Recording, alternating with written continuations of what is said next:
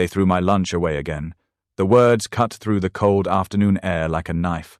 Donovan Hayes stopped walking, his leather shoes splashing in a shallow puddle. He turned toward the voice. There, beside the steps of the Riverside Community Kitchen, stood a little girl, 8 years old maybe. Black braids pulled back tight. The yellow raincoat is too thin for November, shoes soaked completely through. In her small hands, she held a battered lunchbox, pink covered in faded unicorn stickers peeling at the edges. Donovan blinked, adjusted his umbrella. "What did you say?" The girl looked up. Her eyes were red but fierce. "They threw it away," she repeated. "My lunch again." She opened the lunchbox. Inside sat a scoop of white rice, a piece of cornbread wrapped in a paper towel, and a bruised apple rolling in the corner. "They said it looked gross," she whispered. "Said it smelled like poor people food." Donovan felt something tighten in his chest. The city moved around them. Cars honking, people rushing past, rain tapping against concrete, but none of it reached him. He only saw her small fingers gripping that lunchbox like it held everything she had left. "What's your name?" he asked, crouching down to her level. "Sky, how old are you?" 8. "Where are your parents?" Sky looked down at her wet shoes. "My dad died. My mom's working. She cleans offices at night. I'm supposed to be at school, but I walked here instead." "Why?" "Because I hate it there." Donovan studied her face. This wasn't just a sad kid. This was someone who'd been carrying weight too heavy for her age. "Who threw your lunch away, Sky?" Her voice dropped even quieter. "The kids at my table." And the lunch lady laughed. She said, "Maybe I should bring something nicer next time." Before we dive into this story, tell us where in the world you're watching from and what time it is right now. Someone near you might be watching too. And don't forget to subscribe to support and appreciate the work we do on this channel. Donovan's jaw tightened. He'd built a billion-dollar restaurant empire from nothing, started with one food truck in Brooklyn. Now he owned chains across 20 states. But 30 years ago, he was the kid everyone called Trash Lunch Boy. He remembered every single face that laughed. "Can you show me your school?" he asked. Sky hesitated. "You'll tell them I left?" "No, but I want to see where this happened." She studied him carefully. Adults usually lied, but something in his voice felt different. "Okay," she whispered. "It's close." They walked together under his umbrella. Her tiny hand held the edge of his coat sleeve. Every few steps, she glanced up like she expected him to disappear. When they reached Lincoln Elementary, the building looked cheerful from outside. Bright murals, a banner reading, "Kindness counts." But Sky's body tensed the moment she saw it. "That's where they laugh," she said, pointing toward the cafeteria windows. Donovan looked inside. Children lined up with trays, 2 different colors, blue trays and red trays. The blue trays carried chicken nuggets, fruit cups, chocolate milk. The red trays carried plain sandwiches and small cartons of white milk. "Why are the trays different colors?" Donovan asked. Sky's voice was barely audible. "Red means free lunch. Blue means your parents paid." Before Donovan could respond, the cafeteria doors burst open. A group of kids ran out, spotted Sky, and froze. Then one boy pointed and laughed. "Hey, Trash Lunch Girl came back." Another girl covered her mouth, giggling. "Did you bring dog food today?" A third kid made gagging sounds. "Your lunch smells like a dumpster." Sky tried to hide behind Donovan's legs, and that's when Donovan saw the teacher standing in the doorway watching, doing nothing, just watching with a bored expression while a child got destroyed. Something inside Donovan snapped. He looked down at Sky, then back at the school, and he made a decision that would change both their lives forever. "That's enough," Donovan said sharply. His voice carried across the playground. Deep, commanding, the kind of voice that silenced boardrooms. The kids stopped laughing, but only for a second. "Who are you?" one boy asked, smirking. "Her rich uncle or something?" "I'm someone who knows better than to mock a child for being poor," Donovan replied coldly. The smirk faded slightly. A teacher finally approached. Mid-40 seconds, tired eyes, clipboard in hand.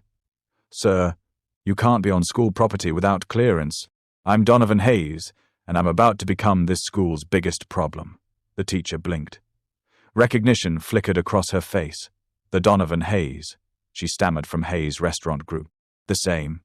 And I just watched you stand there while children bullied this little girl. The teacher's face went red. I was supervising. I can't control what kids say to each other. You can when it's happening 3 feet in front of you.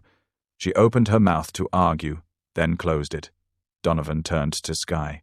Come on, let's go. They walked away from the school in silence. After 2 blocks, Skye finally spoke. They won't stop, you know, even if you yell at them. Donovan looked down at her. Maybe not today, but I can change some things. Like what? Like making sure no kid ever feels ashamed of their lunch again. Skye said nothing, but something in her eyes softened. They reached a small cafe on the corner. Warm light glowed through steamed windows. Have you eaten today? Donovan asked. Skye shook her head. Come on. Inside, the cafe smelled like fresh bread and coffee. Donovan ordered hot chocolate and a turkey sandwich. Skye sat across from him, hands wrapped around the warm mug. Thank you, she whispered. You're welcome. She took a small sip, then looked up at him. Why are you helping me? You don't know me.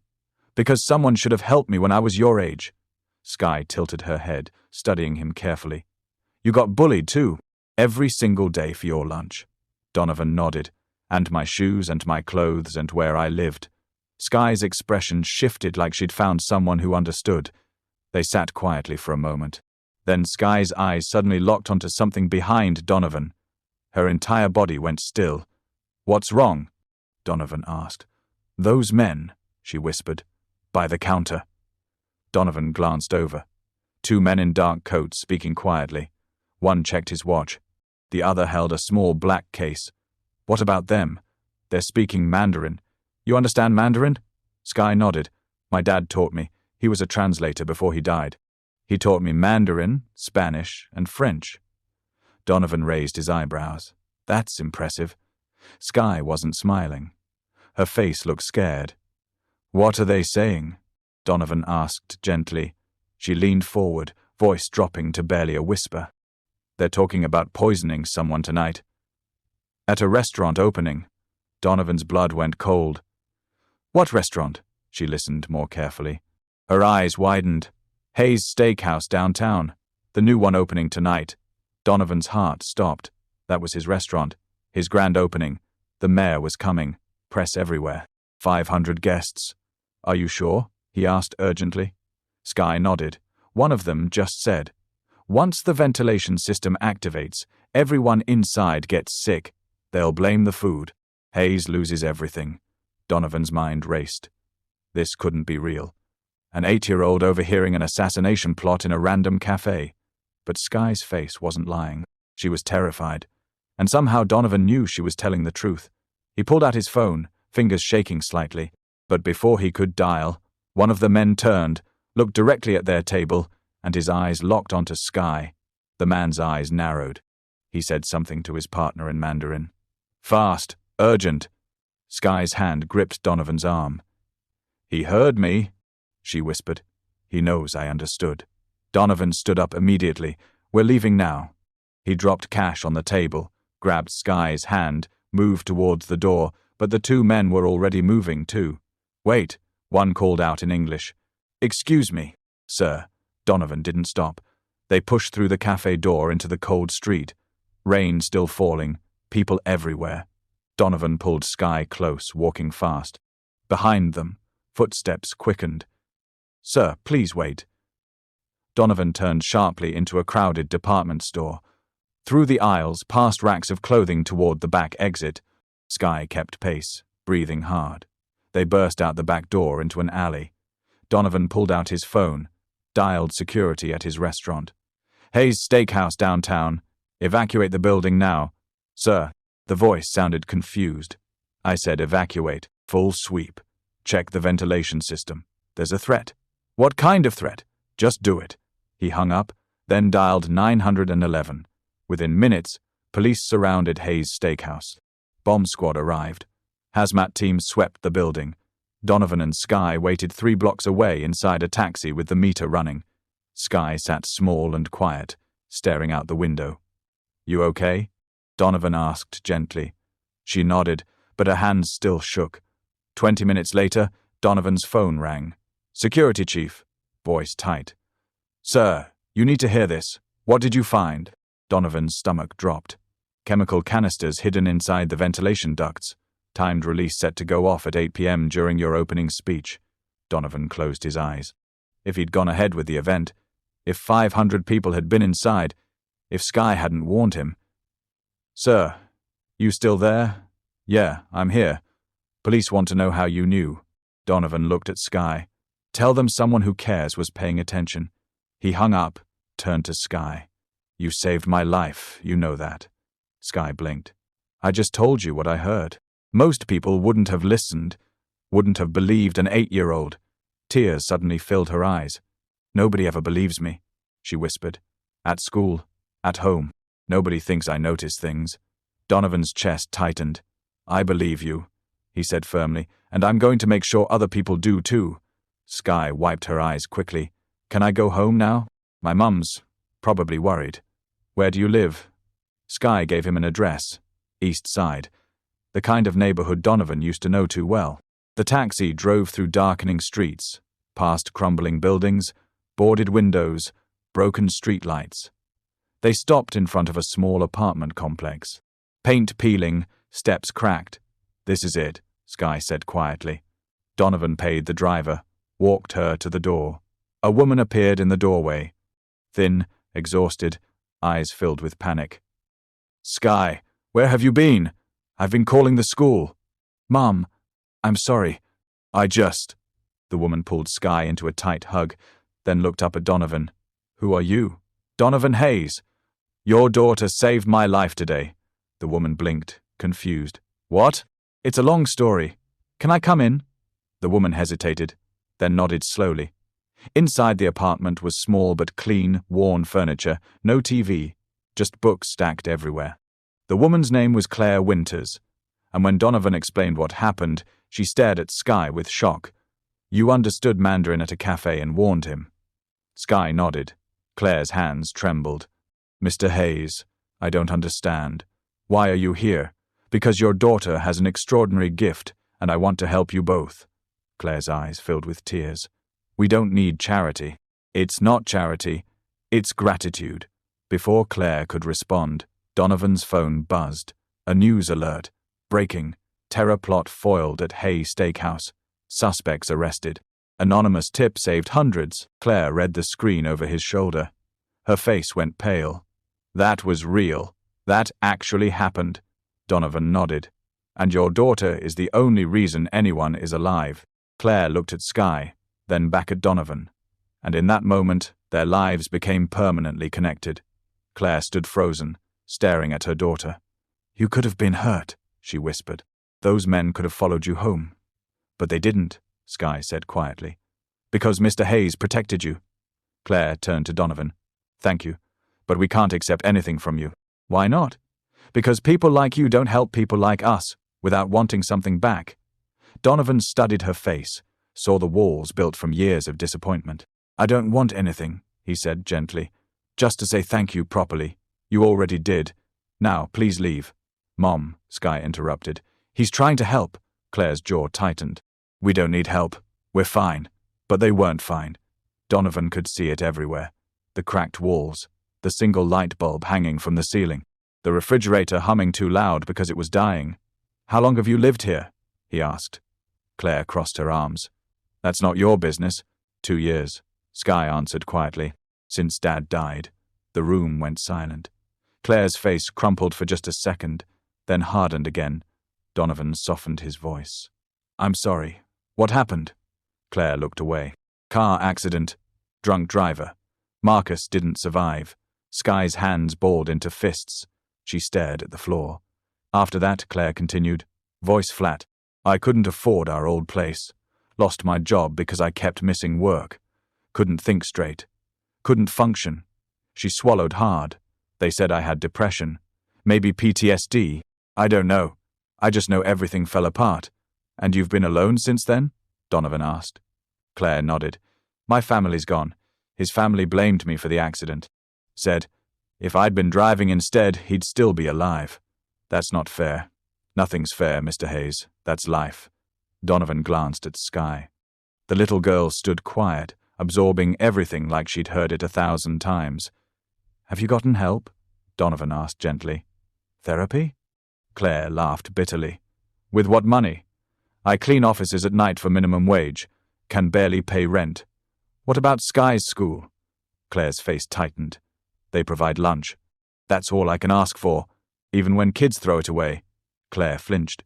Sky told you about that? I saw it happen. Tears filled Claire's eyes. She turned away quickly, wiping them. I do my best, she whispered. I pack what I can. I know it's not fancy, but it's food. It's more than food, Donovan said firmly. It's love, and those kids have no right to mock it. Claire said nothing, just stood with her back to them, shoulders shaking. Sky walked over, hugged her mother from behind. It's okay, Mum. No, it's not, Claire whispered. You deserve better. You deserve so much better. Donovan felt something break inside him. He'd spent years building wealth, buying things, chasing success. But standing in this broken apartment, watching a mother and daughter hold each other together, he realized something. He'd forgotten what actually mattered. Let me help you, he said quietly. Claire turned around, eyes red. Why? Why do you care? Because 30 years ago I was that kid eating trash lunch, and nobody helped me. Nobody believed me. Nobody saw me. He looked at Sky. But your daughter saw me, and now I want to see you both. Claire's lip trembled. What are you offering? Real help. Therapy for you. A better school for Sky. A place to live that doesn't have mold in the corners. Claire shook her head. That's too much. It's not enough. Silence filled the room. Then Sky spoke up. Mum, let him help, please. Claire looked at her daughter, then at Donovan. Why would you do this for strangers? Because you're not strangers anymore, Donovan said. Your daughter saved 500 lives. That makes you family. Claire's face softened. Before she could respond, Donovan's phone buzzed. A text from his head of security.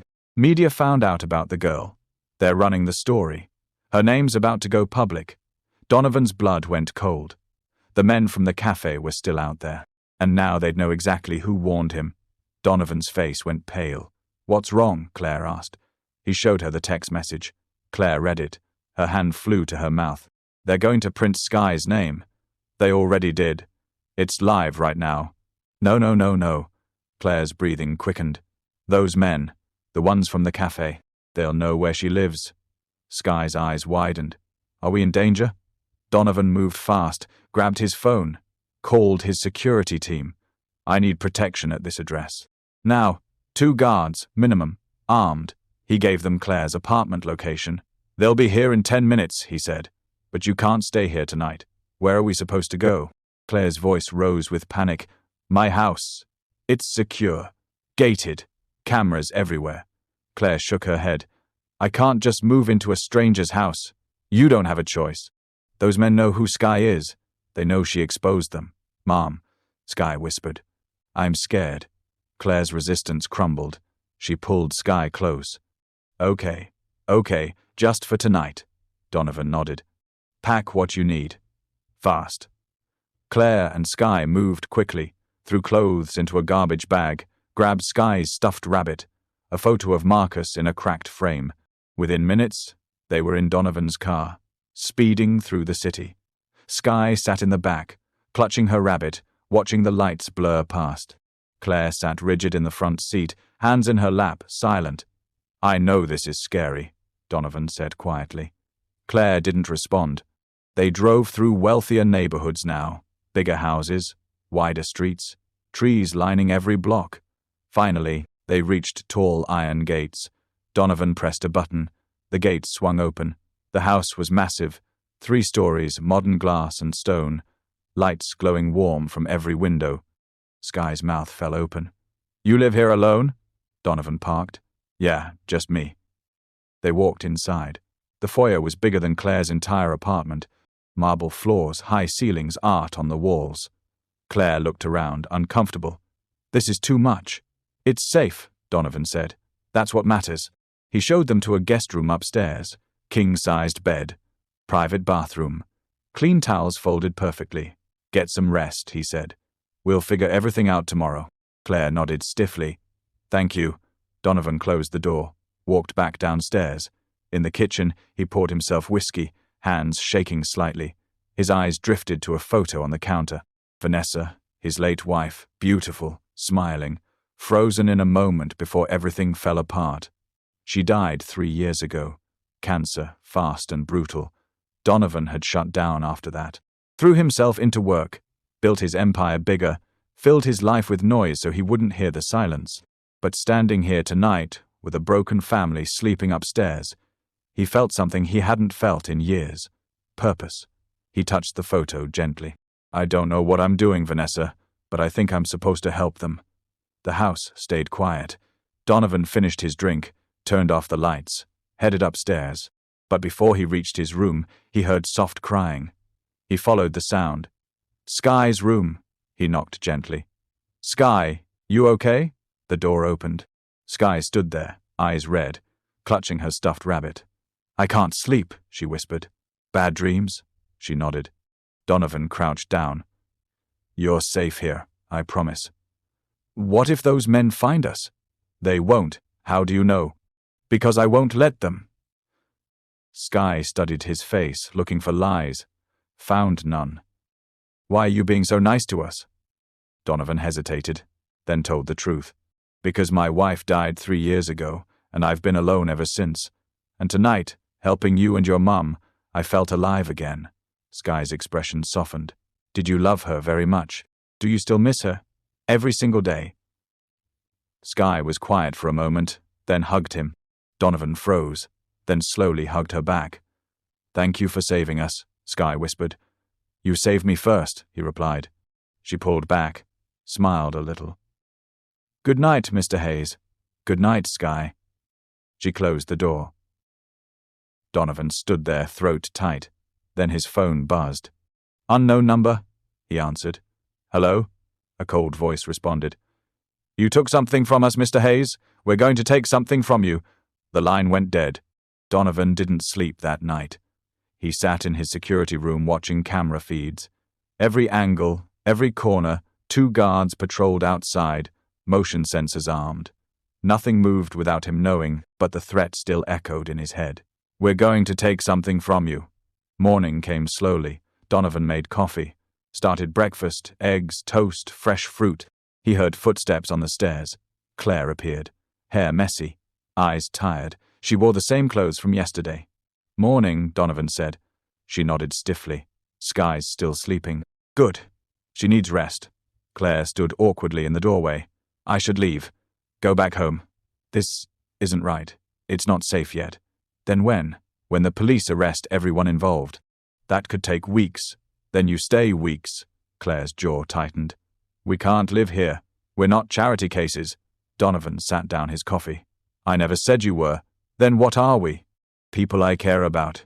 You don't even know us. I'm starting to. Silence filled the kitchen. Claire looked away. This is too much. You don't owe us anything. Your daughter saved 500 lives. I owe her everything. She just told you what she heard, and most people wouldn't have believed her. Donovan stepped closer. But I did, and now she's in danger because of me. So, yes, I owe you both. Claire's defenses wavered. Why do you really want to help us? She asked quietly. Donovan exhaled. Because 3 years ago my wife died, and I shut down, stopped living, just worked and worked until I couldn't feel anything. He paused. But yesterday when I met Sky, something changed. I felt something again. Purpose, connection, hope. Claire's eyes softened. I'm not trying to replace my wife, Donovan continued, or fix my grief. I just want to help someone who deserves it. Claire looked down. I don't deserve anything. Yes, you do. You don't know what I've been through. Then tell me. Claire hesitated, then spoke. After Marcus died, I fell apart. Stopped eating, stopped caring. Sky had to take care of me. An 8-year-old taking care of her mother. Her voice cracked. I failed her every single day. No, Donovan said firmly. You survived. That's not failing. I let her eat trash lunches while kids mocked her. You gave her what you could with what you had. It wasn't enough. It was love, and that's everything. Tears spilled down Claire's face. She covered her mouth, turning away. Donovan stepped closer. Not touching, just present. Let me help you, he said softly. Real help therapy. Time to heal. A chance to be the mother you want to be. Claire sobbed quietly. Then Sky's voice came from the stairs. Mom. Claire wiped her eyes quickly. I'm okay, baby. Sky ran down, hugged her mother tight. Donovan watched them, this broken family trying to hold each other together, and something inside him shifted. He wasn't just helping strangers anymore. He was becoming part of something. Later that morning, Donovan made calls. Found the best trauma therapist in the city. Dr. Ellen Brooks specialized in grief and PTSD. Scheduled Claire's first appointment for tomorrow. Then enrolled Sky in Riverside Academy, private school. No lunch shaming, no bullying tolerance. When he told Claire, she cried again. You don't have to do this. I want to. Why? Because you both deserve a second chance. That afternoon, while Sky watched cartoons, Donovan and Claire sat on the porch. Rain had stopped. Sun breaking through clouds. Can I ask you something? Claire said. Anything? What was your wife like? Donovan smiled sadly. Strong. Funny. She saw through all my walls. How long were you married? 10 years. Do you still love her? Always. Claire nodded. Marcus and I were together 12 years. I still talk to him sometimes like he's listening. Maybe he is. They sat quietly. Comfortable silence. Then Donovan's phone rang. Detective Harris led investigator on the poisoning case. Mr. Hayes, we have a problem. What? The 2 men from the cafe. They made bail. Donovan's blood froze. How? Anonymous donor posted 2 million cash. They're gone. Where? We don't know. They disappeared. Donovan's chest tightened. Find them. We're trying. Donovan hung up. Looked at the house where Claire and Sky sat safe. For now. 3 weeks passed. Claire started therapy with Dr. Brooks. Twice a week, hard sessions, lots of tears. But slowly something shifted. She started sleeping better, eating more, smiling occasionally. Sky noticed first. Mom laughed today, she told Donovan one evening. Like really laughed. That's wonderful. I haven't heard that sound in 2 years. Donovan felt warmth spread through his chest. He'd moved them into his guest house. Separate space, privacy, but still close enough for protection. Security stayed tight. Guards rotating shifts.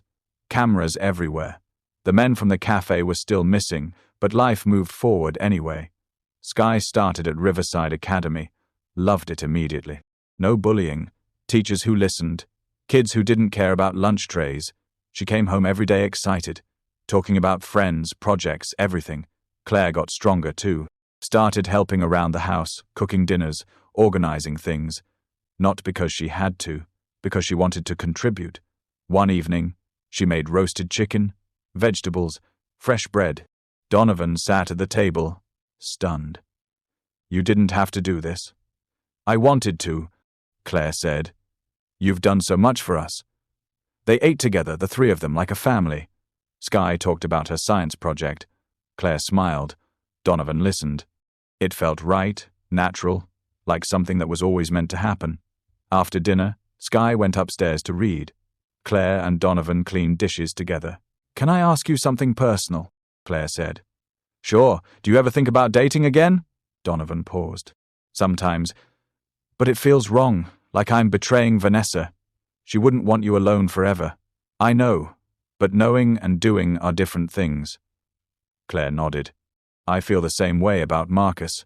Like moving on means forgetting him. It doesn't. I know. Dr. Brooks keeps telling me that. They finished the dishes in comfortable silence. Then Claire spoke quietly. You've changed my life, Donovan. You know that? He looked at her. You've changed mine, too. Their eyes met. Something unspoken passed between them. Not love, not yet, but possibility. Claire looked away first. Cleared her throat. I should check on Sky. Yeah. Good night, Claire. Good night. She left the kitchen. Donovan stood there alone, heart beating faster than it should. Later that night, he couldn't sleep, walked downstairs, made tea, stared out the window. The moon hung full and bright. His phone buzzed. Detective Harris. We found one of them. Which one? The younger guy. Chen. He's talking, giving us names. Good. But there's something you need to know. What? This wasn't just about your restaurant. It was personal. What do you mean? 10 years ago, your company bought out a manufacturing plant. You remember that? Vaguely, the owner killed himself after the sale. Financial ruin. Left behind a son. Donovan's stomach dropped. Chen's father. Exactly. This whole thing was revenge. He's been planning it for years. Why poison the restaurant? To destroy your reputation, your legacy, everything you built. Is he working alone? No. There's someone else. Someone bigger. Chen won't give the name yet. Keep pushing. We will. Donovan hung up.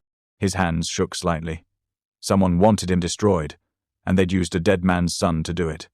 He looked toward the guest house. Lights still on in Claire's window. She was safe. Sky was safe. That's all that mattered.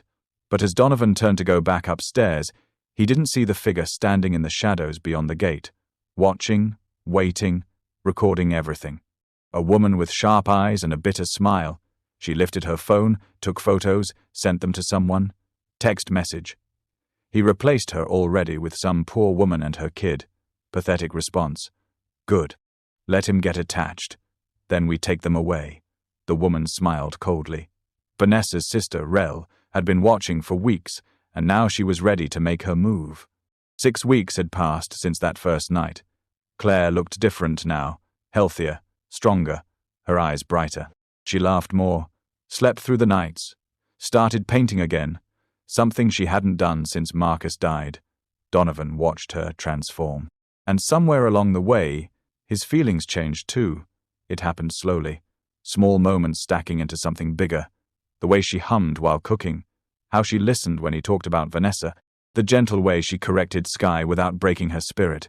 One evening, they sat on the porch after Sky went to bed. Stars scattered across the sky, crickets singing. Claire wrapped a blanket around her shoulders. It's cold tonight, she said. Winter's coming. They sat quietly, comfortable in the silence. Then Claire spoke. I've been thinking about something. What? About how lucky we got meeting you that day? Donovan shook his head. I'm the lucky one. How? Because you reminded me I'm still alive. That life didn't end when Vanessa died. Claire turned to look at him, her eyes soft. Do you think she'd be okay with this? With us being here? Donovan smiled sadly. She'd be happy I wasn't alone anymore. That's not what I asked. He understood what she meant. Yes, I think she'd approve. Claire's breath caught slightly. Their eyes held. Donovan felt something shift. A pull he hadn't felt in years. He leaned closer. Claire didn't move away, their faces inches apart. Then the porch light flicked on. Sky stood in the doorway, rubbing her eyes. I had a bad dream. The moment broke. Claire stood quickly. Come here, baby. She led Sky back inside. Donovan sat alone, heart still racing. The next morning, he made a decision. Claire, can we talk? She looked up from breakfast. Sure. I want you to meet someone. Who? My family. Vanessa's family, actually. Her mother lives nearby. I think it's time. Claire's face went pale. Are you sure? They should know about you, about Sky, about how you've changed my life. What if they don't like us? They will, but Claire looked terrified. That afternoon, they drove to a quiet neighborhood. Older homes, well-kept lawns. Donovan pulled up to a white house with blue shutters. This is it, he said. Claire gripped Sky's hand tight. They walked to the door. Donovan knocked. An older woman answered. Kind face, grey hair, warm smile. Donovan. She hugged him.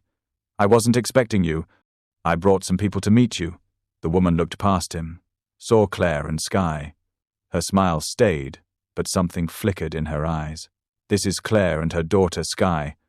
Donovan said. They've been staying with me. Oh. The woman's voice changed slightly. I see. Before Donovan could explain further, another voice came from inside. Mom, who's at the door? A woman appeared. Tall, sharp features, cold eyes. She looked at Donovan, then at Claire, her face twisted with fury. What is this? She hissed. Rochelle, Donovan started. Let me explain. Explain what? That you moved your dead wife's replacement into her house? That's not what this is. Then what is it? Rel stepped onto the porch, got close to Claire's face. Who are you? Claire's voice shook. I'm Claire. We're just... You're just what? Playing house with my sister's husband. He's not your sister's husband anymore, Claire said quietly. Vanessa's gone. Rel's hand flew up, slapped Claire hard across the face. Skye screamed. Donovan grabbed Rel's arm. That's enough. Rel jerked free, tears streaming down her face. You don't get to replace her. You don't get to move on like she never existed. I'm not replacing anyone. Yes, you are. Rel pointed at Claire with some random woman and her kid. That's what Vanessa's worth to you. Vanessa would want me to be happy. Liar! Rel's voice broke. She's barely been gone 3 years and you've already forgotten her. I could never forget her. Then prove it. Get rid of them. Silence. Donovan's voice went cold. No. Rel stared at him, disbelief and rage mixing. Then you're dead to me. She stormed back inside, slammed the door. Vanessa's mother stood on the porch, torn, eyes apologetic. I'm sorry, Donovan. She's still grieving. We all are, he said quietly. They walked back to the car in silence. Claire's cheek still red from the slap. Skye crying softly. Donovan started the engine. But before they pulled away, he saw Rel watching from the window. Phone pressed to her ear, face twisted with determination. And Donovan knew this wasn't over. Family betrayal hits different, doesn't it? If you've ever dealt with someone who couldn't let go of the past, drop a comment and tell us your story. And if you're wondering how Donovan protects his new family from Michelle's rage, hit that subscribe button. You won't want to miss what happens next. We post stories like this every week. Stories about real people facing impossible choices. Claire didn't speak the entire drive home. Her cheeks still red, eyes distant. Skye sat in the back, quiet, watching her mother with worried eyes. When they arrived, Claire went straight to the guest house. I need to be alone, she said. The door closed. Donovan stood outside helpless. Skye tugged his sleeve. Is Mom okay? I don't know. That woman was mean. Yeah, she was. Why does she hate us? Because she's hurting, and hurt people hurt other people. Skye nodded slowly like the kids at my old school. Exactly like that. That night, Donovan couldn't sleep. He sat on his porch staring at the guest house lights. Around midnight, Claire emerged, walked over slowly, sat beside him. Her cheek had faded to a bruise. I'm sorry, Donovan said. For what? For bringing you there. For exposing you to that. Claire shook her head. You didn't know she'd react that way. I should have warned you. Relly loved Vanessa more than anyone. She hasn't moved on. Maybe she's right. About what? About me being a replacement? Donovan turned sharply. You're not. How do you know? Claire's voice cracked. Maybe I'm just convenient. A broken woman who needed saving. Someone to fill the empty space. That's not true. Then what am I, Donovan? He looked into her eyes. You're the person who made me feel alive again. Who showed me life doesn't end with grief. Claire's breath caught. I'm falling in love with you, Donovan said quietly. Not because you remind me of Vanessa, but because you're you. Tears spilled down Claire's face. I don't know if I'm ready for this. Then we'll wait. What if I never am? Then I'll still be here. Why? Because some things are worth waiting for. Claire covered her mouth, sobbing softly. Donovan pulled her close. She collapsed against his chest. They sat like that for a long time. When Claire finally pulled back, her eyes were red but clearer. I need time, she whispered. Take all you need. She kissed his cheek gently, then went back to the guest house. Donovan sat alone, heart full and breaking at the same time. 2 weeks passed. Claire stayed distant, polite but careful, building walls again. Donovan gave her space. Didn't push, just stayed present. Then one morning she knocked on his door. Can we talk? Of course. They sat in his living room, morning light streaming through windows. I've been thinking, Claire said, about everything. And I'm scared. Terrified, actually. Of what? Of this. Of us. Of losing someone again. Donovan nodded. I'm scared too. Really. Every day. But I'd rather be scared with you than safe alone. Claire's eyes filled with tears. I love you, she whispered. I think I have for weeks, but I didn't want to admit it. Why? Because loving you means betraying Marcus. Moving on. Letting go. It doesn't mean forgetting. I know. Dr. Brooks keeps telling me that. She's right. Claire laughed through tears. When did you get so wise? when I met a woman who showed me how to live again. They kissed, soft, gentle, full of promise. When they pulled apart, Donovan was smiling. Marry me. Claire's eyes went wide. What? Marry me? Not today, not tomorrow, but someday. When you're ready. Claire's hands shook. Donovan, that's too fast. Too much. She shook her head. It's perfect. Is that a yes? It's a maybe. A beautiful maybe. Donovan laughed. I'll take it. They held each other close. Neither of them saw the car parked down the street, or the woman inside taking photos. Rel lowered her camera, smiled coldly, then dialed a number. It's me. I need your help. The voice on the other end responded. What kind of help? The kind that destroys people. I'm listening. Rella's smile widened. There's a woman. She's stealing my sister's life. I want her gone. Gone how? However it takes. That'll cost you. I don't care. Name your price. The voice laughed darkly. Consider it done. Rel hung up, stared at the photo of Claire and Donovan kissing, and whispered to herself, You took my sister's place. Now I'll make sure you lose everything. 3 months passed like a dream. Claire said yes officially. Not maybe. Yes. Donovan proposed properly. In the garden sunset, Sky watching from the window grinning, Claire cried happy tears. Slid the ring on, whispered yes 100 times. Planning began immediately. Small ceremony. Close friends only. Nothing flashy. Just love. Simple and real. Sky was thrilled. Can I be the flower girl? Of course, Claire said, hugging her. Can I pick my dress? Any dress you want? Even purple. Even purple. Sky danced around the room. Claire watched her daughter, heart full. This is really happening, she whispered to Donovan. It really is, but not everyone was happy. Rel watched from a distance, waiting, planning. She met with her contact again, a man named Trevor Kane, corporate rival, someone who'd hated Donovan for years. They sat in a dark restaurant, speaking quietly. The wedding's in 2 weeks, Michelle said. And you want what exactly? Trevor asked. I want her gone, scared, broken, killed. Rochelle hesitated, then shook her head. No, that's too easy. I want Donovan to suffer to feel what I felt losing my sister. So we take the woman, make him watch her disappear. Exactly. Trevor smiled coldly. That can be arranged. How? Leave that to me. Just give me the details. Date, location, security. Rel slid an envelope across the table. Everything you need. Trevor opened it, studied the papers inside. This is good. Very good. And you're sure your people can pull this off? My people have done worse. Rel nodded. Just don't hurt the kid. The kid's not part of this. No, just the woman. Fine. Trevor tucked the envelope away. You'll have your revenge when the day he thinks he's happiest. Rel's smile was bitter and cold. Perfect. Back at Donovan's house, everything felt peaceful. Claire tried on wedding dresses. Sky helped choose this one. Sky pointed at a simple white dress. Elegant, beautiful. You think so? You'll look like a princess, Mom. Claire laughed. I'm too old to be a princess. No, you're not. Donovan appeared in the doorway. You look beautiful. Claire blushed. You're not supposed to see the dress before the wedding. I don't believe in bad luck anymore. Why not? Because meeting you was the luckiest thing that ever happened to me. Claire's eyes filled with tears. Stop making me cry. I'll ruin the dress. Then I'll buy you another one. They kissed softly. Sky made a face. Gross. You guys kissed too much. They laughed. That night after Sky went to bed, Donovan and Claire sat together. 2 weeks, Claire said. Then I'm officially Mrs. Hayes. Scared.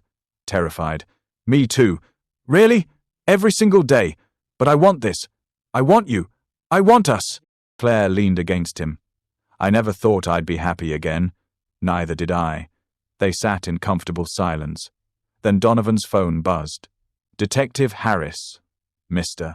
Hayes, we have an update about Chen. Yes, he finally gave us the name. The person funding the whole operation. Who? Trevor Kane, CEO of Kane Industries. Donovan's blood went cold. Trevor Kane, his biggest competitor. Someone he'd outbid on contracts for years.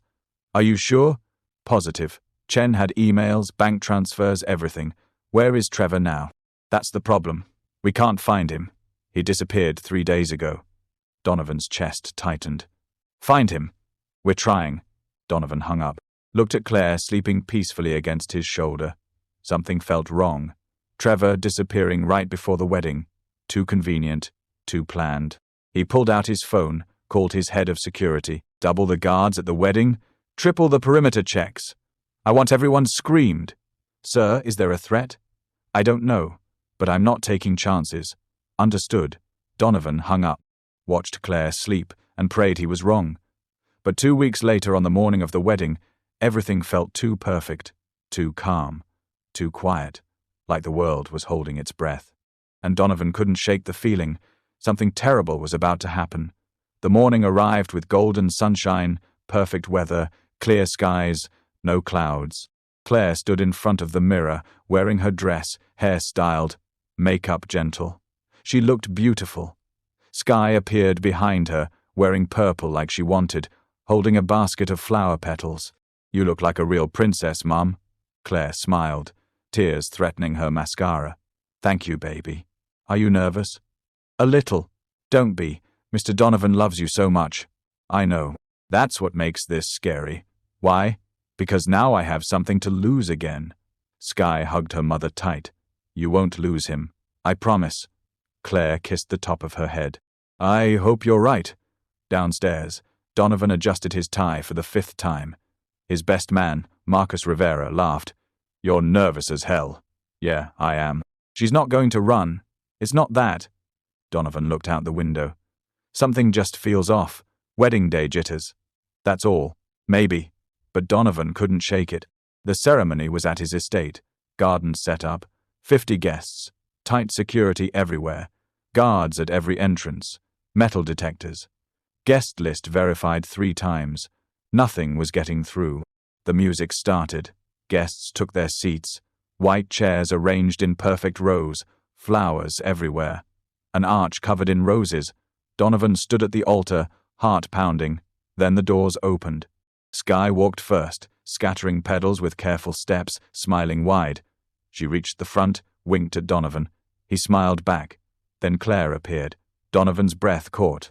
She walked slowly, eyes locked on his, smiling through happy tears.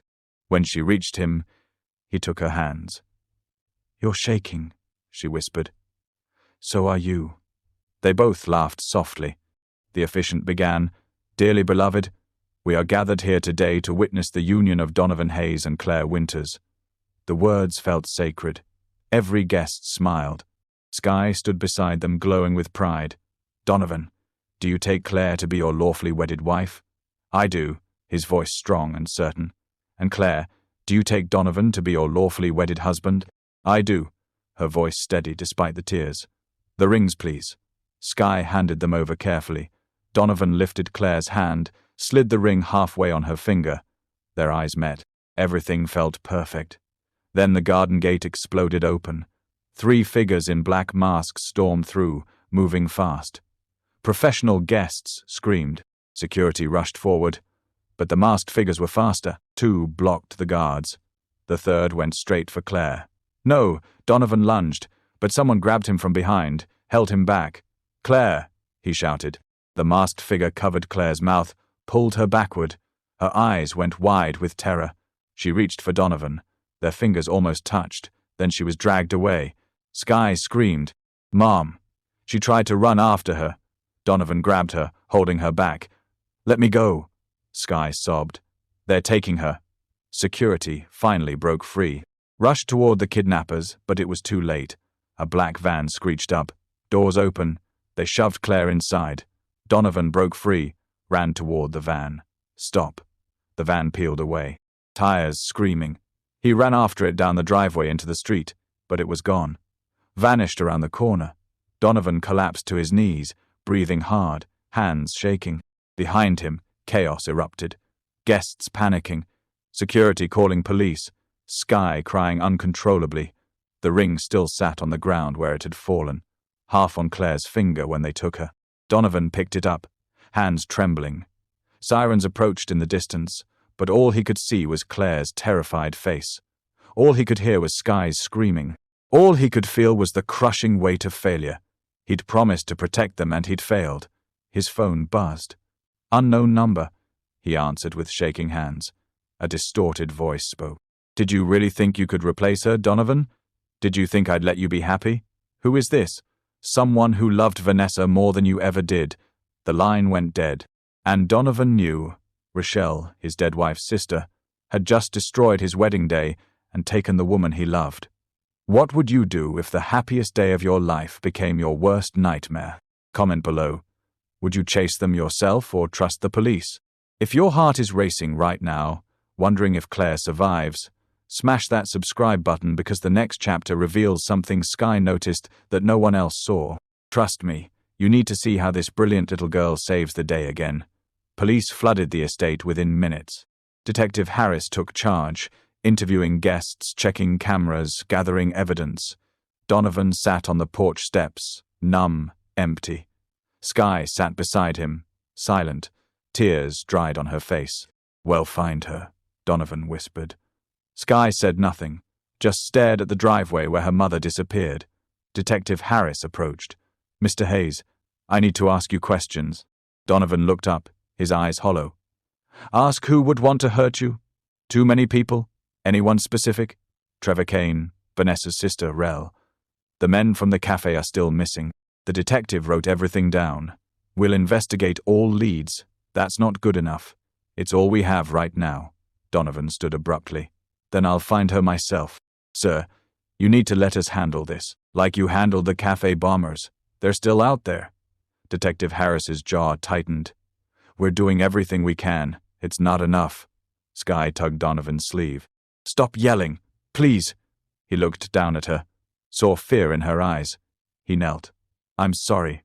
I want my mum back," Sky whispered. "Me too. I promise we'll find her." "How?" Sky wiped her eyes, then stood straighter, her face shifting into something focused.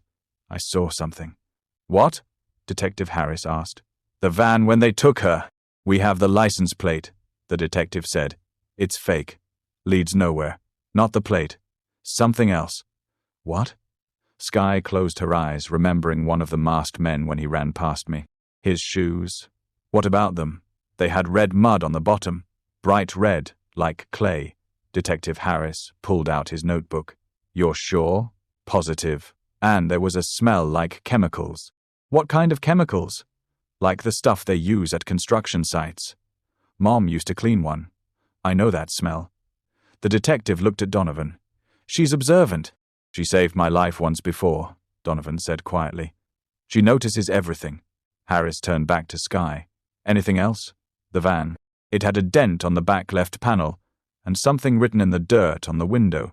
"Written what numbers?" "Four numbers. 2738.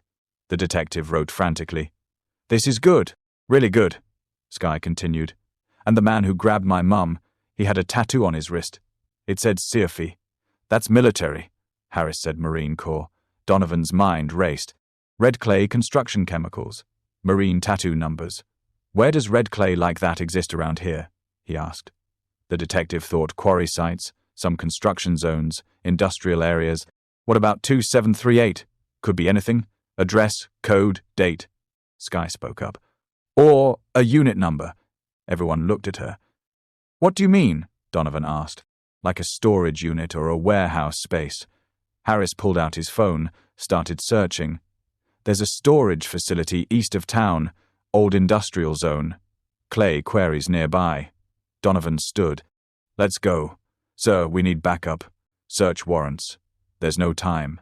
We have to do this right or evidence gets thrown out." Donovan wanted to scream, but he knew Harris was right. "How long?" 2 hours. Maybe 3. Claire might not have 3 hours. Then we move fast. Detective Harris made calls. Organized teams, got warrants expedited. Donovan paced. Every second felt like torture. Sky sat quietly watching, listening. Then Donovan's phone buzzed. "Unknown number again." He answered. "Where is she?" The distorted voice laughed. "Somewhere she can think about all the ways she ruined my sister's memory." "Rel, stop this. Stop. I'm just getting started. What do you want?" "I want you to suffer like I suffered. Like Vanessa suffered while you ignored her." "I never ignored Vanessa." "Liar. You worked constantly. Missed dinners. Anniversaries. She died alone because you weren't there. That's not true, isn't it? Donovan's throat tightened. Rella continued. Now you'll know what it feels like to lose someone you love, to be powerless, to watch everything fall apart. Please. Claire has nothing to do with this. She has everything to do with it. She took Vanessa's place now. She pays for it. The line went dead. Donovan stood frozen. Skye appeared beside him. Was that her? The mean lady? Yes. Is she going to hurt Mom? Donovan knelt down, looked Skye in the eyes. I won't let that happen, I promise. But even as he said it, fear gripped his heart. Because Rel wasn't working alone. And whoever helped her kidnap Claire was still out there watching, waiting, planning the next move. 2 hours felt like 2 years. Donovan sat in Detective Harris's car, watching officers prepare. SWAT team, negotiators, ambulances on standby. They'd traced the storage facility. Unit 2738 registered under a fake company. Red clay soil confirmed in satellite images. Chemical plant nearby. Everything matched Skye's observations. She's good, Harris said. Really good. She saved my life once.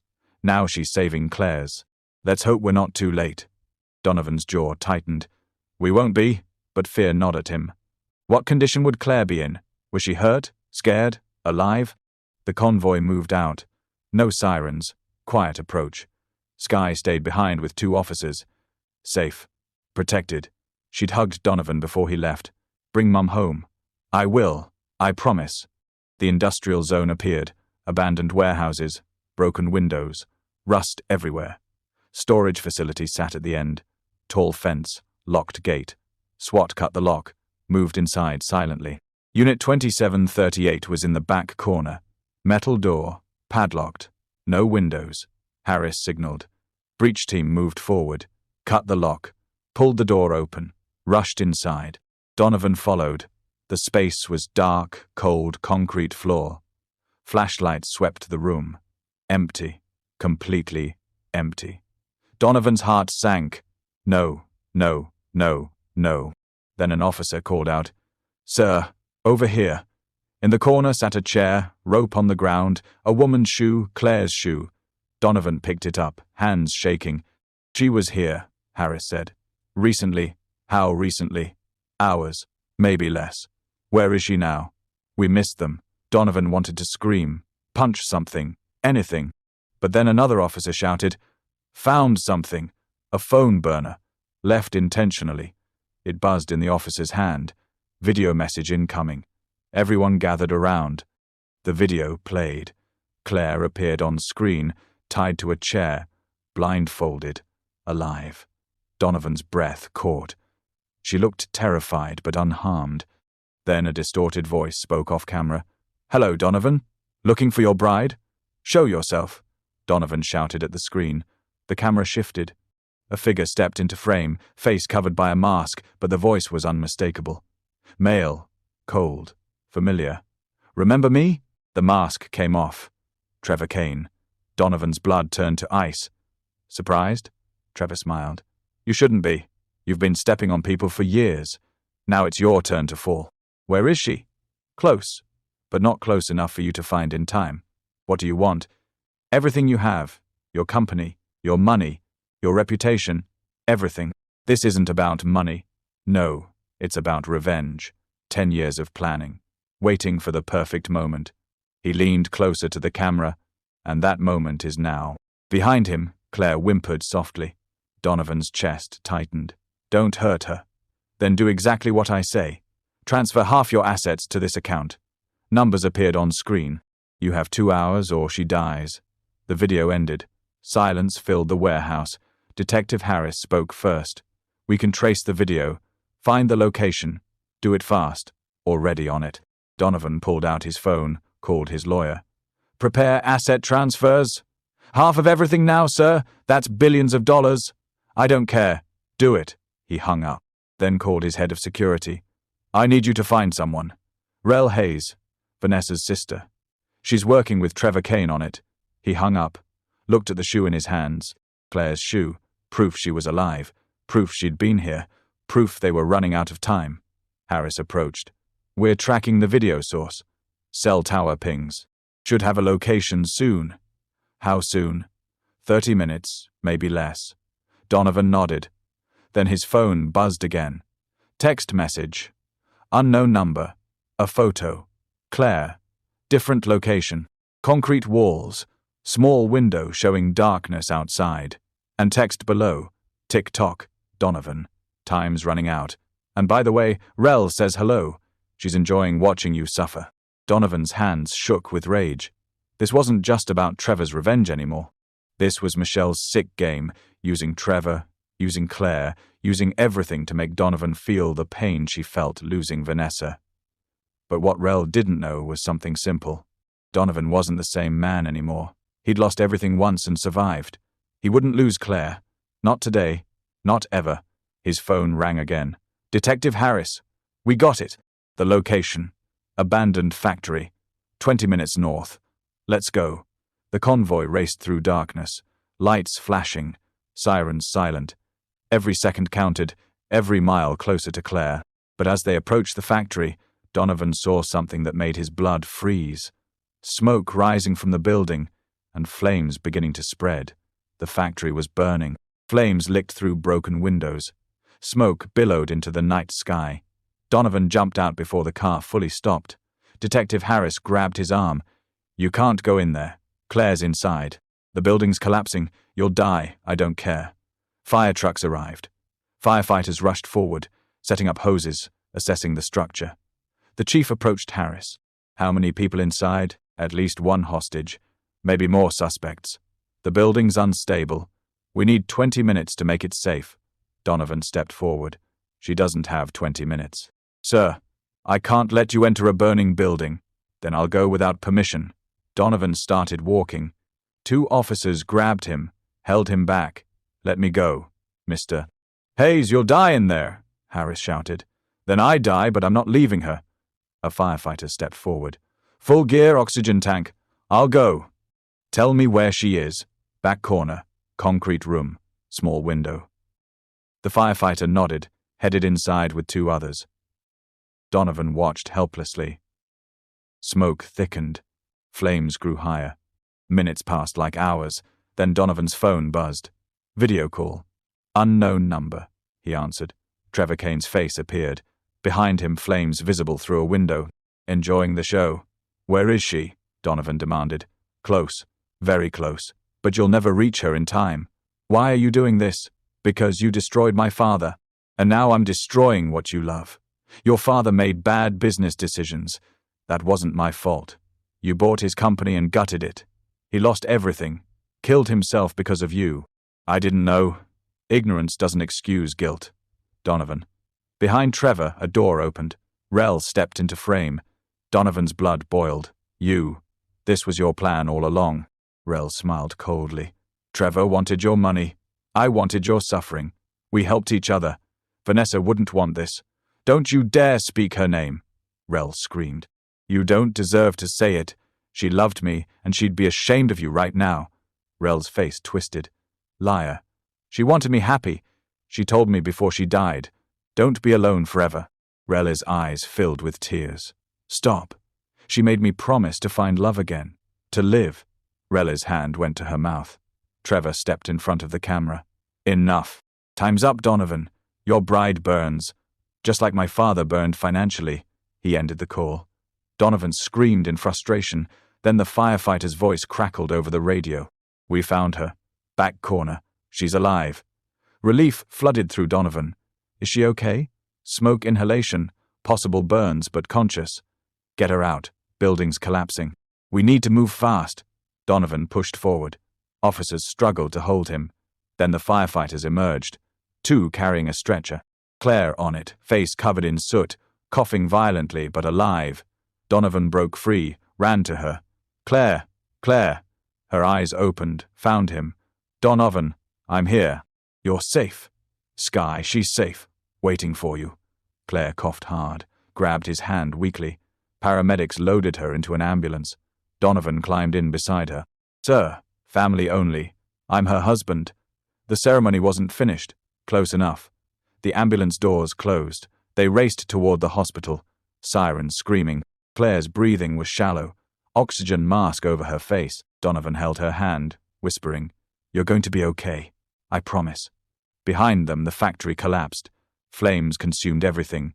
Detective Harris called Donovan. "Trevor and Michelle are still in there. The building came down." "Are they?"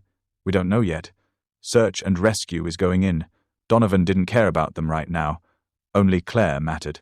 At the hospital, doctors rushed her into emergency. Donovan waited outside, pacing, praying. An officer brought Sky. She ran to him.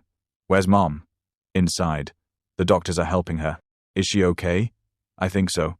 Sky buried her face in his chest, sobbing. Hours passed. Finally, a doctor emerged. "Mr. Hayes," Donovan stood. "Yes, she's stable. Smoke inhalation. Minor burns, but she'll recover fully."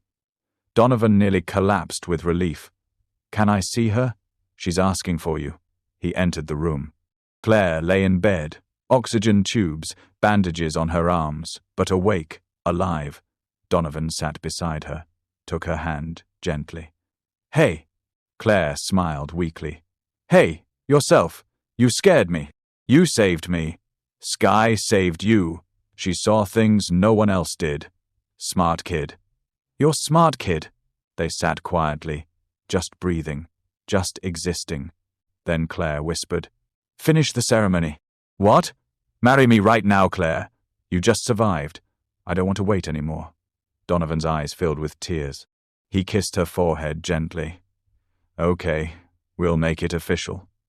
But as he stood to find someone who could marry them, Detective Harris burst through the door, his face pale. "What?" Donovan asked. "We found 2 bodies in the factory, Trevor and Rel." Harris shook his head slowly. "No. 2 of Trevor's men burned beyond recognition." "Then where are Trevor and Michelle?" "Gone. They escaped before the collapse." Donovan's blood went cold. "And there's something else." "What?" "We found evidence. Plans. Emails. This wasn't the end of their plan." "What do you mean?" Harris showed him a recovered phone. They were planning something bigger, something targeting Sky. Donovan's world stopped. "Targeting Sky? What are you talking about?" Harris pulled up emails on the recovered phone. "Trevor and Michelle have been communicating for months. The wedding kidnapping was phase 1. What's phase 2? Harris scrolled through messages. His face darkened. "They plan to take Sky next. Use her to force you to sign over your entire company, over my dead body. That might have been phase 3. Claire sat up in bed despite the pain. "Where is she?" "Where's Sky?" "Safe. 2 officers are with her in the waiting room." "Not good enough," Donovan said. "I want her in protective custody." "Now already arranged safe house 24-hour guard." Donovan nodded. "Then we find Trevor and Michelle before they find her. We're searching everywhere. Roadblocks, airports, bus stations." "They won't run," Claire whispered. Her voice weak but certain. Everyone looked at her. "What do you mean?" Donovan asked. "When they had me, I heard them talking. They're not running. They're finishing what they started." "Did they say how?" Claire closed her eyes, remembering. Trevor kept saying, "The girl is the final piece." And Rel kept laughing about how you'd lose everything that matters. Donovan's fists clenched. Detective Harris's phone rang. He answered. Listened. His face went pale. "We found Rel." "Where?" "At your estate. She broke into the guest house looking for something." "Is she in custody?" "Officers are surrounding the property now." Donovan stood. "I'm going." "Sir, let us handle." "No, this ends today." Claire grabbed his hand. "Don't do anything stupid." "I won't. But I need to face her. Be careful. Always." He kissed her forehead, then left. 20 minutes later, Donovan arrived at his estate. Police cars everywhere, lights flashing. Detective Harris met him at the gate. "She's inside. Armed. Refusing to surrender." "Armed with what?" "Gun. We're trying to negotiate. Let me talk to her. That's not protocol. She's not doing this for money or logic. She's doing it for grief. Let me talk to her." Harris hesitated, then nodded. 5 minutes. That's all." Donovan approached the guest house. A megaphone handed to him. "Rochelle, it's Donovan. I want to talk." Silence. Then a window opened slightly. Rel's voice, broken and raw. "There's nothing to say." "Yes, there is. Please just talk to me." "Why?" "So you can lie again. Pretend you loved my sister." "I did love her with everything I had." Then why did you move on so fast? Because she told me to. Silence. Before she died, Donovan continued, voice cracking. She made me promise. She said, "Don't spend your life alone. Find happiness again." You're lying. I'm not. She wrote me a letter. I've never shown anyone, but I'll show you. Slowly the door opened. Rel stood there, gun in hand, eyes red and swollen. Show me. Donovan slowly reached into his jacket, pulled out a worn envelope. He'd carried it every day since Vanessa died. He walked closer, handed it to Rel. She opened it with shaking hands. Read. Tears streamed down her face. The letter said everything. Vanessa's handwriting. Her words. Donovan, if you're reading this, I'm gone. Don't grieve forever. Don't close your heart. Find someone who makes you laugh again. Love again. Live again. That's all I want for you. Promise me. Promise you'll be happy. Rel collapsed to her knees, sobbing. The gun fell from her hand. Officers rushed in, secured the weapon, handcuffed her gently, but Rel just cried. I'm sorry. I'm so sorry. I just missed her so much. Sometimes the villains in our stories are just broken people who never heal. If this moment hit you in the heart, let us know in the comments where you're watching from and what you think about Rel's breakdown. And listen, if you've been hooked on Sky and Donovan's journey, subscribe so you don't miss how this all ends. I know, Donovan whispered. I miss her, too. As they led Rel away, she looked back. Trevor won't stop. He's obsessed. He'll come for that little girl. Where is he? I don't know. He didn't tell me his final plan, just said it happens tonight. Donovan's blood ran cold tonight. He turned to Harris. Where's Sky? Safe house. Locked down. Nobody gets in. Call them. Make sure she's okay. Harris dialed. Waited. No answer. He tried again. Nothing. His face went white.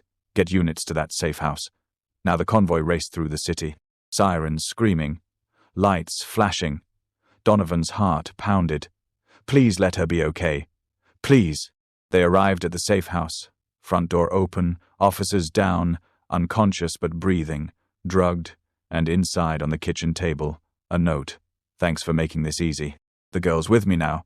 If you want her back alive, come to where this all started. Alone. 1 hour, or she dies. T. Donovan's hands shook where this all started.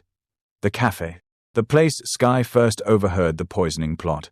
Trevor had taken her back to the beginning, and now Donovan had 1 hour to save her life. Donovan's world stopped, targeting Sky. What are you talking about? Harris pulled up emails on the recovered phone. Trevor and Michelle have been communicating for months. The wedding kidnapping was phase 1. Phase 2 was taking Sky to force you to sign over everything over my dead body. That's why we're moving her to protective custody. Now, before they try anything, Claire sat up in bed despite the pain. Where is she right now? Waiting room. 4 officers armed. Not enough, Donovan said. I want her in a federal safe house. Maximum security already arranged. We move her in 20 minutes. Donovan exhaled slightly. Good. But we still need to find Trevor and Michelle, Harris said. They won't run, Claire whispered, her voice weak but certain. What do you mean? Donovan asked. When they had me, I heard them talking. They're planning one final move. Something big tonight. Did they say what? Claire closed her eyes, remembering. Trevor kept saying, when Hayes loses everything, we've won. Donovan's jaw tightened. Harris's phone rang. He answered, listened. His face changed. We found Rel. Where? At your estate. She broke into the guest house. Is she in custody? Officers are surrounding the property now. Donovan stood. I'm going. Sir, this ends today with me facing her. Claire grabbed his hand. Be careful always. He kissed her forehead, then left. 20 minutes later, Donovan arrived at his estate. Police cars everywhere, lights flashing. Harris met him at the gate. She's inside, alone, armed, refusing to surrender. Let me talk to her. That's dangerous. She won't hurt me. This is about Vanessa. Let me talk. Harris hesitated. 5 minutes. We'll have sharpshooters ready. Donovan approached the guest house.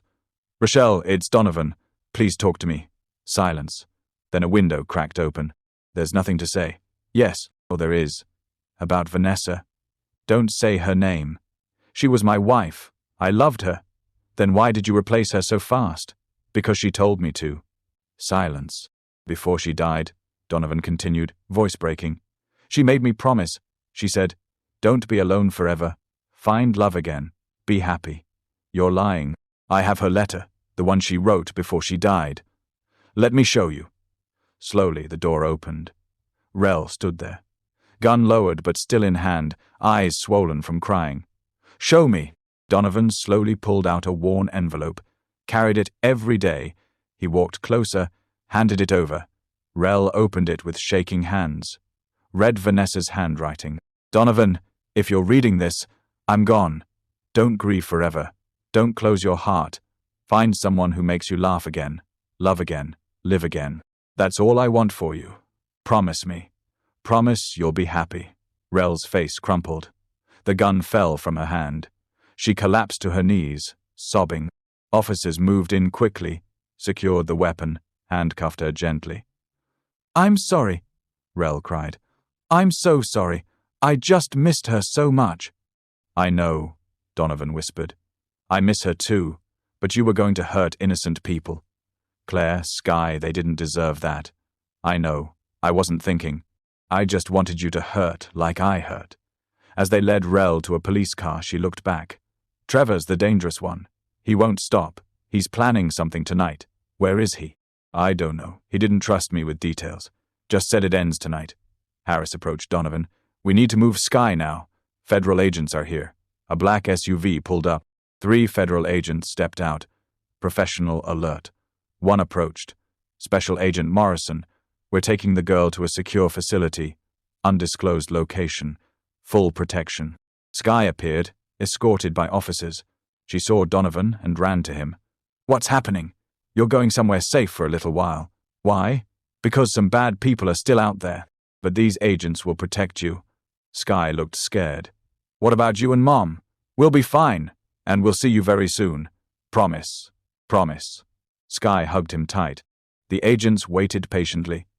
Then Sky pulled back, looked up at Donovan. Catch the bad guys. Okay. She climbed into the SUV. Agents secured her. The vehicle drove away with a police escort. Donovan watched until it disappeared. Harris stood beside him. She's safe now. Trevor can't reach her. Good. Now, let's find him. We've got units everywhere. Airports, train stations. He can't hide forever. Then Donovan's phone rang. Unknown number, he answered. Trevor. The voice was cold and bitter. You think you've won? It's over, Trevor. Rel's in custody. Claire's safe. Sky's protected. Trevor laughed darkly. You're right. It is over. But not the way you think. What does that mean? It means if I can't destroy you one way, I'll destroy you another. The line went dead. Harris's phone buzzed immediately, he answered. Listened. His face went white. What? Donovan demanded. Trevor just walked into Channel 7 News. He's doing a live interview right now. About what? Everything. Your business deals, the factories you closed, the people who lost jobs. He's destroying your reputation on live television. Donovan's stomach dropped. This was Trevor's final play. Not violence, not kidnapping, public destruction, and it was happening right now. Donovan raced to Channel 7 News. Harris followed in a separate car. Officers behind them, but they couldn't stop a live broadcast. Trevor had planned this perfectly. By the time they arrived, he'd been on air for 10 minutes. Donovan burst into the station, pushed past security. A producer tried to stop him. Sir, you can't. That man is lying about me. He's a guest. He has First Amendment rights. Donovan watched the monitor. Trevor sat across from a news anchor, calm, composed, deadly. For 10 years, Trevor was saying, Donovan Hayes has destroyed lives. My father's company was just one of hundreds he gutted. The anchor leaned forward. You're saying Mr. Hayes deliberately ruined these businesses? Not deliberately. Worse. He didn't care enough to check what happened after he bought them. Donovan's fists clenched. The anchor continued. We reached out to Hayes Industries for comment. They declined. Because I didn't know about this interview until now, Donovan shouted at the screen. Harris pulled him aside. Let him talk. He's emotional. Angry. He'll make mistakes. I need to respond. Not like this. Not while you're angry. But Donovan couldn't just stand there. Trevor continued on screen.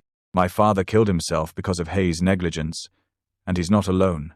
Dozens of families destroyed, jobs lost, lives ruined. He pulled out documents. I have proof. Bank statements. Emails.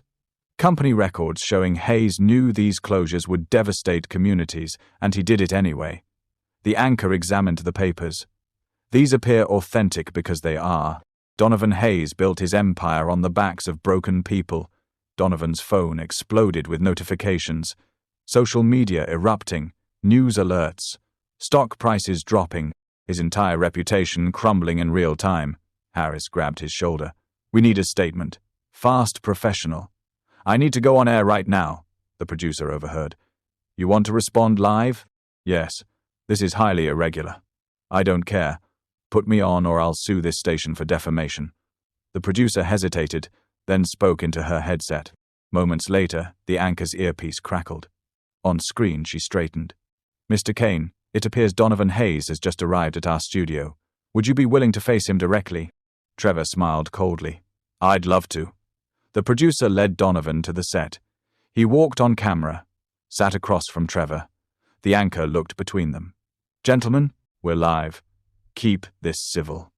Trevor leaned back. Hello, Donovan. Finally showing your face. I came to set the record straight.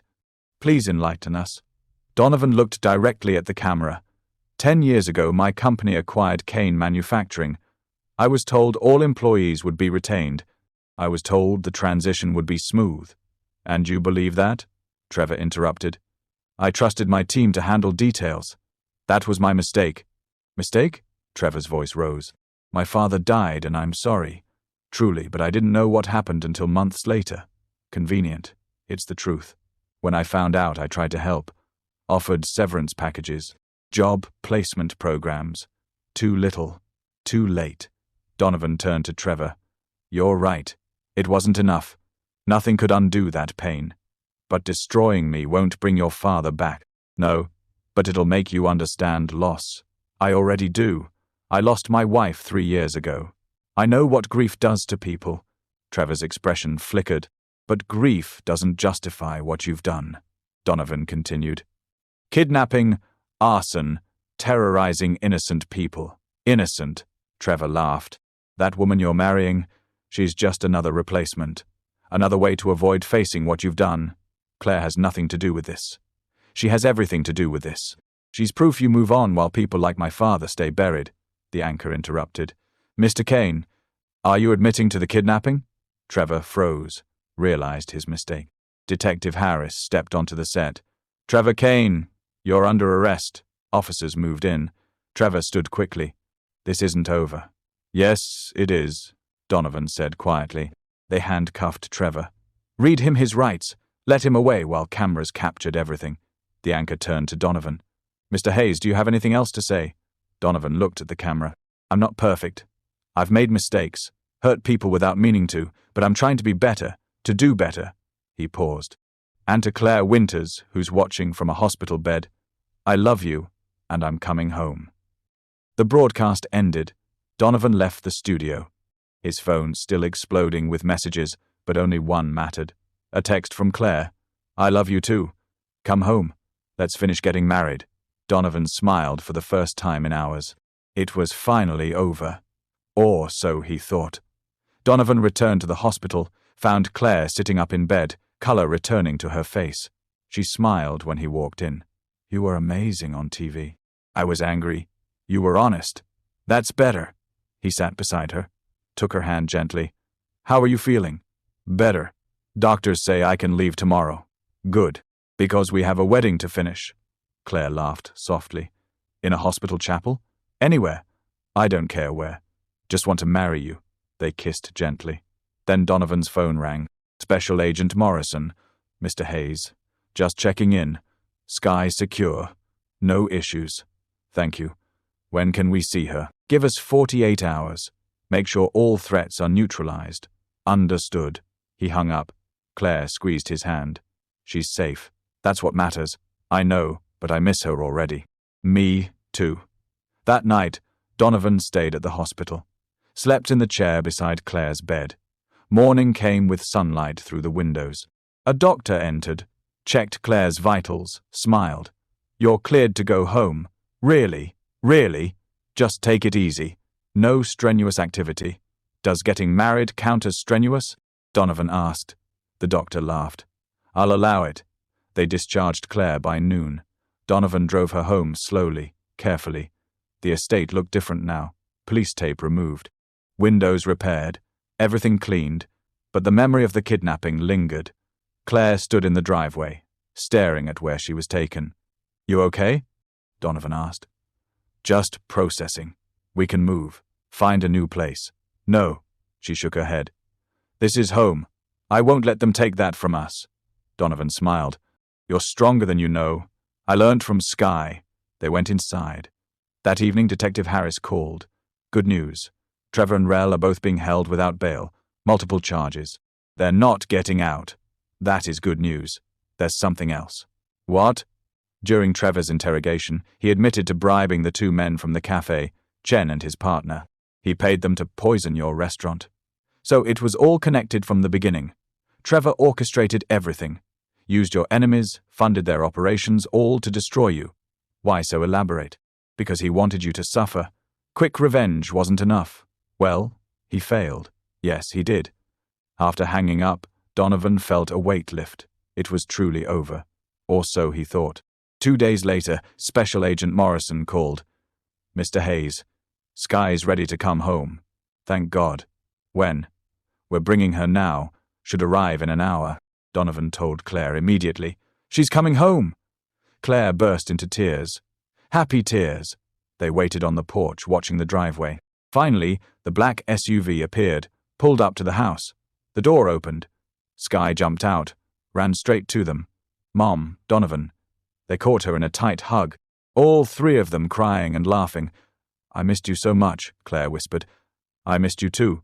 The agents were nice, but I wanted to come home. You're home now. Safe." They went inside together. Sky talked non-stop about the safe house, the agents, everything she'd missed. That night, they had dinner together, like a real family. Sky looked at both of them. "So, when's the wedding?" "The real one." Donovan and Claire exchanged glances. "Soon," Donovan said. "Very soon." "Can it be just us this time?" Sky asked. "No big crowd. Just us sounds perfect," Claire agreed. They planned quietly. Small ceremony. Garden. Just family. 3 days later. Everything was ready. Morning arrived with perfect weather. Claire wore her dress. Sky wore purple again. Donovan stood at the garden arch, simple setup. No guests, just an officiant. The music played softly. Claire and Sky walked together. When they reached Donovan, all three joined hands. The officiant smiled. "Dearly beloved, we are gathered here." "Wait," Sky interrupted. Everyone looked at her. "I want to say something first." "Of course, sweetheart," Claire said. Sky looked at Donovan. "Thank you for saving us, for loving my mum, for being my family." Donovan's eyes filled with tears. "Thank you for saving me first." The ceremony continued. Vows exchanged. Rings placed. No interruptions, no drama, no fear, just love. "I now pronounce you husband and wife." Donovan kissed Claire. Sky cheered. Everything felt perfect. Later that evening, after celebrating quietly, Donovan's phone buzzed. Email notification from an unknown sender. Subject line: "Congratulations on your wedding. But you should know something." He opened it. A single sentence. "Trevor Kane has a brother and he's not happy."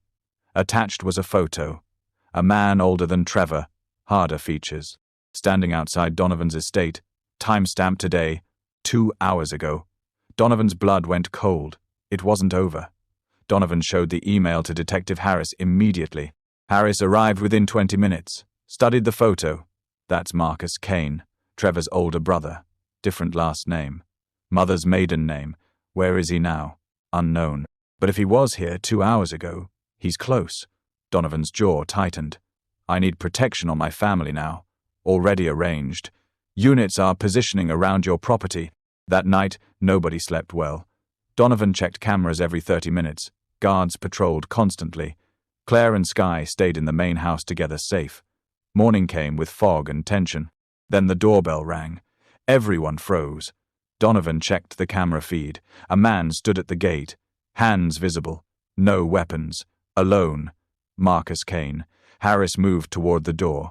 Stay back. Let me handle this. He opened the door. Hand on his weapon. Marcus spoke calmly through the intercom. I'm not here to hurt anyone. I just want to talk.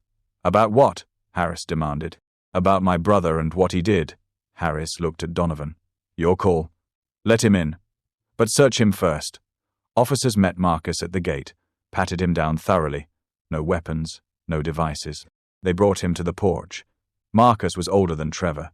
Mid-50 seconds, grey hair, tired eyes. He looked at Donovan. I'm sorry for what my brother did. Donovan said nothing, just waited. Marcus continued. Trevor and I haven't spoken in 8 years. We had a falling out after our father died. Why? Because I told him to let it go. That destroying you wouldn't bring Dad back. He didn't listen. No, he became obsessed. Spent years planning. I tried to stop him, but he cut me out of his life. So why are you here now? Marcus pulled out an envelope. I found this in Trevor's apartment after his arrest. Thought you should see it. He handed it to Donovan. Inside were documents, bank statements, property deeds. All in Sky's name. Donovan's blood ran cold. What is this? Trevor transferred assets into accounts he couldn't access, then listed Sky as the beneficiary. If anything happened to you or your wife, everything would go to her. Why? Marcus's voice dropped because even in his hatred, Trevor couldn't let a child suffer. He remembered being young when Dad died. Remembered the pain. He didn't want that for Sky. Even in his hatred, Trevor couldn't hurt a child. That's the kind of twist that makes you rethink everything, right? Drop a comment. Did Trevor deserve redemption, or was it too little, too late? And if you've been with us this whole journey, hit subscribe, because we're building a community of people who love deep emotional stories about family, survival, and second chances. Only 2 chapters left. Don't miss the ending. Donovan stared at the documents. This doesn't make sense. Grief doesn't make sense, Mr. Hayes. Trevor was broken, doing terrible things while trying to protect the innocent. That doesn't excuse what he did. No, it doesn't. But I thought you should know he wasn't completely lost. Donovan looked at Harris. Is this legitimate? Harris examined the papers. Appears to be. We'll verify with forensic accountants. Marcus stood. I'm not asking for forgiveness on his behalf. Just wanted you to know the full picture. Why? Donovan asked. Because I lost my father. Then I lost my brother to hatred. I don't want to lose my humanity too. He turned to leave. Wait, Claire said, stepping forward. Thank you for coming here, for being honest. Marcus nodded. Take care of your family, Mrs. Hayes. He walked away. Officers escorted him to the gate. Donovan watched him disappear. That was unexpected, Harris said. Yeah. Do you believe him? I don't know. But those documents are real. We'll investigate thoroughly. Make sure there are no other threats. Please do. Over the next week, agents verified everything. Marcus was telling the truth. No threats, no plans, just a brother trying to make sense of tragedy. Trevor remained in custody, facing decades in prison. Rel was undergoing psychiatric evaluation, court-ordered treatment. The men from the cafe were captured, facing federal charges, every threat neutralized. Finally, Donovan, Claire, and Sky sat together one evening. The house quiet, peaceful. Is it really over? Claire asked. Donovan nodded. Really over? Sky leaned against him. Good. I'm tired of being scared. Me too, baby.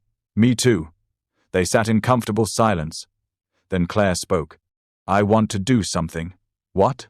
Something good with everything we've been through. I want to help other people. Like what? I don't know yet, but something meaningful. Donovan smiled. Whatever you want. I'm in. Sky perked up. Can I help too? Of course. They spent the evening brainstorming, ideas flowing, hope building. For the first time in months, the future felt bright. No threats, no fear, no danger, just a family, healing, growing, moving forward together. 6 months passed. Life transformed in ways none of them expected. Claire launched the Winters Hayes Foundation, named after both her late husband Marcus and their new family mission. Help families dealing with grief, trauma, and financial hardship. She worked with doctors Brooks to create programs, therapy, access, job training, emergency housing, everything she wished she'd had when Marcus died. Donovan funded it fully, poured resources into making it real. Sky helped too, became the face of their youth program, speaking at schools about resilience and noticing when people need help. Her story went viral. The 8-year-old who saved a billionaire and later helped solve a kidnapping.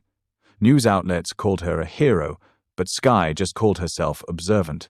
One afternoon they held their first foundation event, community center, hundreds of families attending, free therapy sessions, job fairs, financial counseling. Claire stood at the podium, nervous but determined. 2 years ago, I lost everything.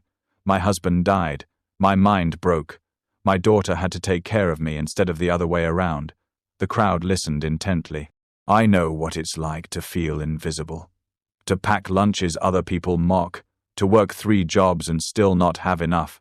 She paused, composing herself. But someone saw me. Someone believed in my daughter when she warned him about danger, and that changed everything. She looked at Donovan standing in the back. He smiled. This foundation exists because we believe everyone deserves to be seen, to be heard, to be helped. Applause filled the room. After her speech, families approached, sharing stories, asking for help, finding hope. One woman grabbed Claire's hand. My husband died last year.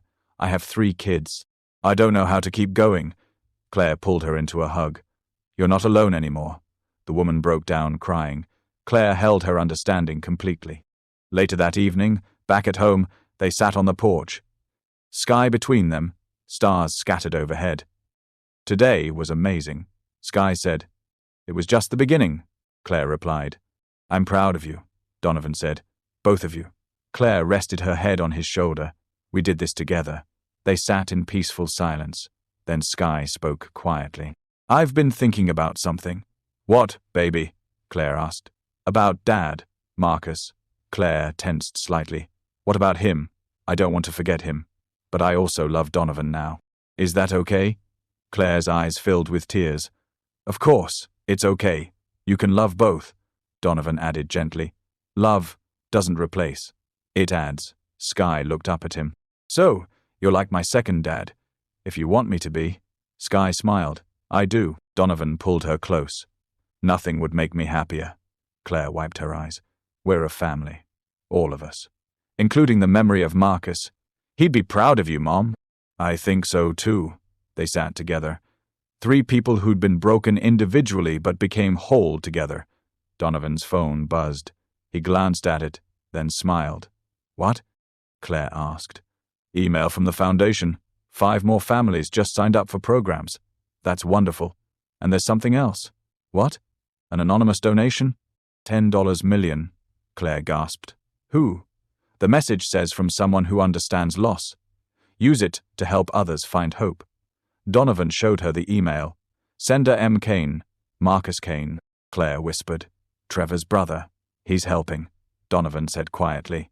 Trying to create good from his family's pain. Just like us, Sky added. Just like us. The night grew darker, stars brighter.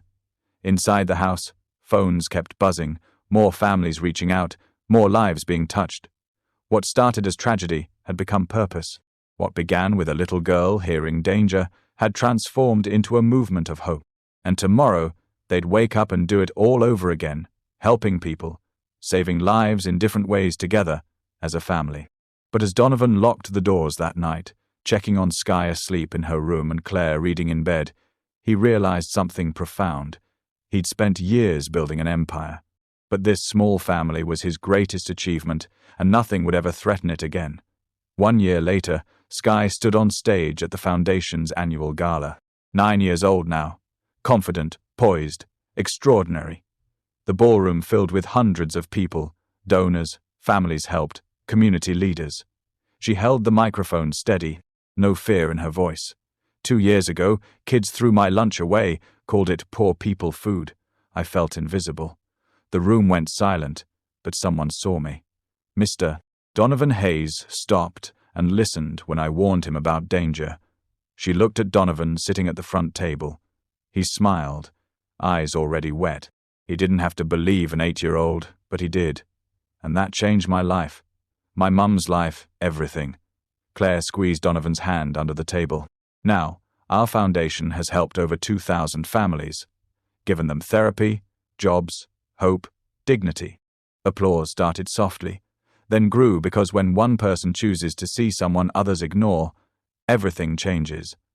Standing ovation, Skye smiled, waved, walked off stage into her mother's arms. Claire held her tight.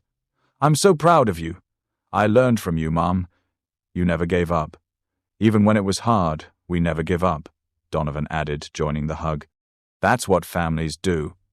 Later that evening, they drove home together, city lights blurring past the windows. Skye fell asleep in the back seat, exhausted but happy.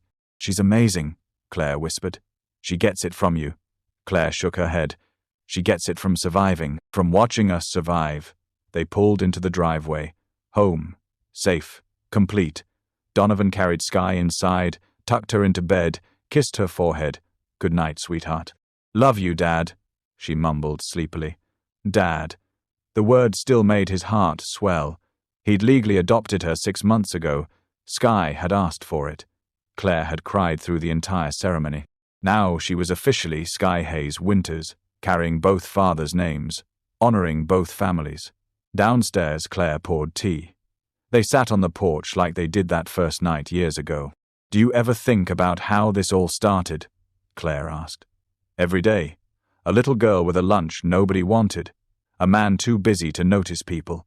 And somehow we found each other. Saved each other." Donovan turned to her. "I was dead inside before I met you. Just working. Existing. Not living. I was broken. Barely surviving. Look at us now." They kissed softly. The foundation continued growing, expanding to 3 more cities, helping thousands.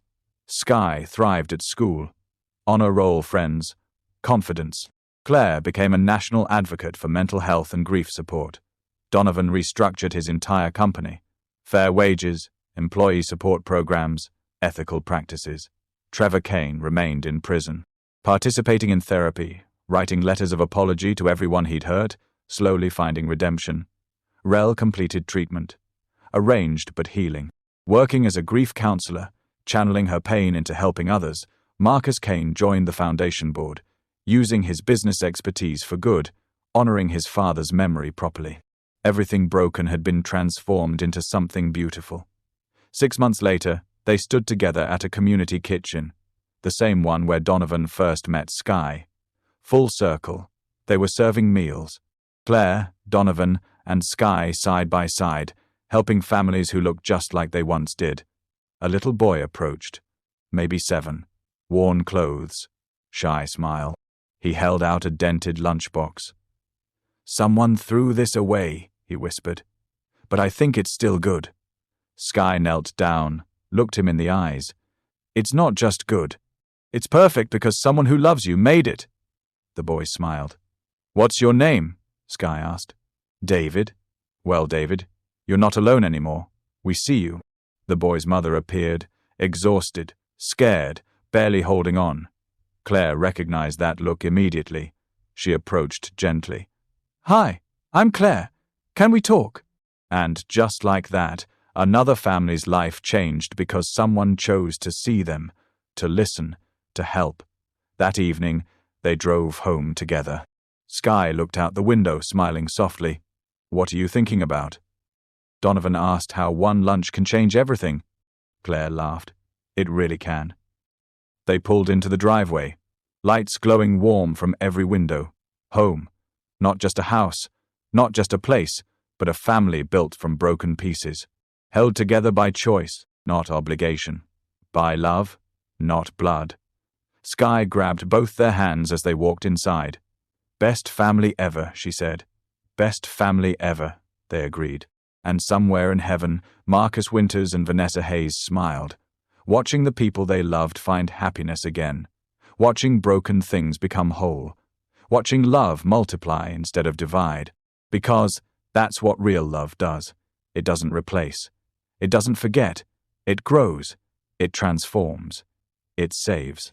And sometimes it starts with a little girl brave enough to speak, when others stay silent.